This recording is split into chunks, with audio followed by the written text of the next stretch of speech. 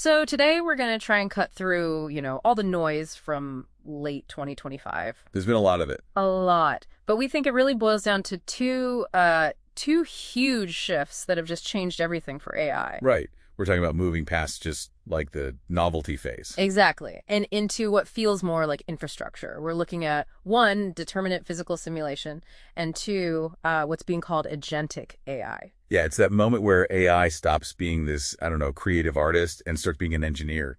No more of those dreamlike hallucinations. It's being held accountable now. To physics, Yeah. to actual labor. And our sources for this deep dive are the big breakthroughs from Runway on the video side and AWS on the enterprise agent side. Okay, so let's jump into that first point. The physics. This all kind of kicked off with a pretty surprising David versus Goliath story, right? Absolutely. Runway's Gen 4.5 just shot to #1 on the video arena chart. With a crazy high ELO score, 12,247. And it just leapfrogged everyone. I mean, OpenAI's Sora 2 Pro is down at, number 7?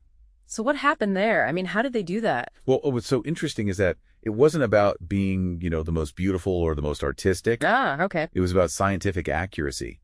The big innovation here is what they're calling a world model. So Gen 4.5 isn't just, guessing pixels anymore. Actually modeling the world. It's modeling the physics behind the pixels. Wait, so if it won on the ELO score, does that mean people are starting to care more about the realism, the physics, than just pure aesthetics? I think so, yeah. That's Yeah. exactly it. The model can tell the difference between, say, a feather and a boulder. It understands mass, inertia. So momentum is conserved. Right. And when things crash, the debris goes where it should go. It's causal. It's logical. It's not just a visual trick. Which, for the industry, must be massive. This creates what they're calling strong prompt adherence, right? Exactly. You're not just rolling the dice 100 times anymore. The whole gotcha farming thing. Yeah, that's on its way out. It turns AI from, an inspiration tool into a real predictable production tool for VFX and filmmaking. That need for predictable reliability, that's a perfect bridge to the second big point, synthetic labor. For sure. At AWS Invent this year, it became super clear that the industry is moving past the co-pilot model. Right, where there's always a human in the loop, kind of babysitting the AI. Exactly. We're now in the era of what they call frontier agents.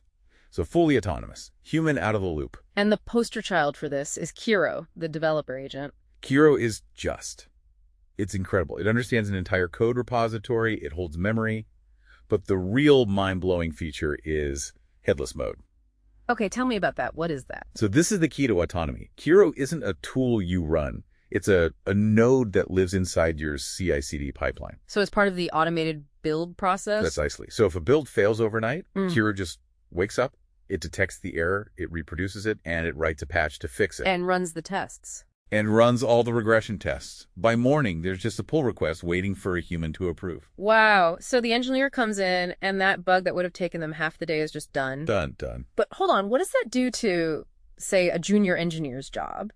If they're not debugging those failures, are they missing out on that crucial learning experience? This changes the work itself. It completely changes it. And the only reason any of this is even possible is the infrastructure. The new Amazon Nova 2 Pro model has a 1 million token context window. 1 million tokens. That's insane. It is. It's enough to hold the entire code base, all the docs, the whole history of a task all at once. That's what allows for that kind of long-term agent planning. That and the new Trainium 3 chip makes it all fast and cheap enough to actually run. So let's connect the dots here. We've got Runway, which is simulating the physical world with real physics. Right. And then you have AWS simulating the cognitive world, human labor. They were always going to collide. And we're seeing that now. We are. We're seeing the beginning of what people are calling agentic video workflows. So in the future, Yeah. you won't just prompt a video. You'll assign a task to it. You'll command a director agent, like a Kiro for video, and it will control a physical simulator, like Gen 4.5, to hit very specific standards-compliant goals. Give me an example. Think about telling an agent, Yeah. simulate a car crash that meets Euro NCAP safety standards, and it just does it. A fully rendered, scientifically accurate simulation. That's incredible. But that level of power brings up the big problem, right? The trust gap. The trust gap, absolutely. The more power these agents have, modifying databases, deploying code, the bigger the risk if they get compromised. Like with a prompt injection attack. Exactly. AWS has things like guardrails to try and box them in, but control is really the fundamental issue. So wrapping this up, what's the big takeaway for you? I think the big takeaway is that AI is, well, it's becoming boring. Well, Yeah, in a good way. It's moving from being this amazing demo you show off to just being vital, essential infrastructure. like electricity or the internet. Exactly. The tech works. Yeah. The physics are modeled. The agents are live.